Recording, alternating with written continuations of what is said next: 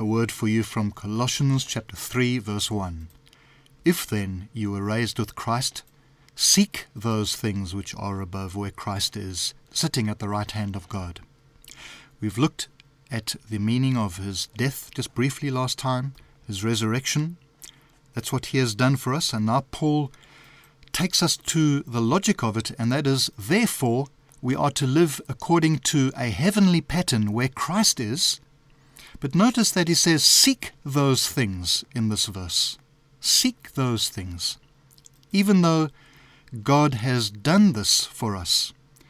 The power of the cross and the resurrection power and all that pertains to it, we have to seek. It's amazing. He doesn't apologize for what he has just said.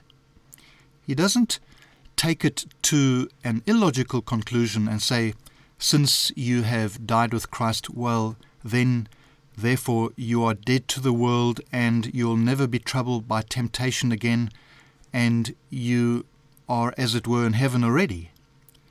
He is saying that God has set us on this path now. He has given us the tools. He has done the finished work. Forgiveness is full and complete. When we bring our sins to Jesus Christ, he forgives completely and he liberates. What Paul is saying here is walk in liberation. If Christ has done this for you, then seek that heavenly life. And you will find that on a very practical daily level, you need to actively seek the Lord. It's like going to school.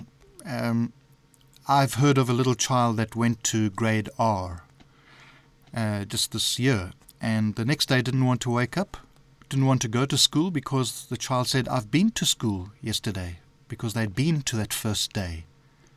The father had to carefully explain to his little boy that unfortunately 12 or 13 years of school were still ahead of him. Although he's been, he still has to go.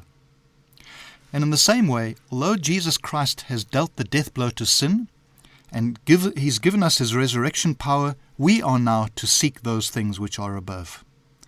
And Paul also makes it a very strong reason why we are to forsake, with very brutal language in verse 5, we are to forsake sin, bringing it into death.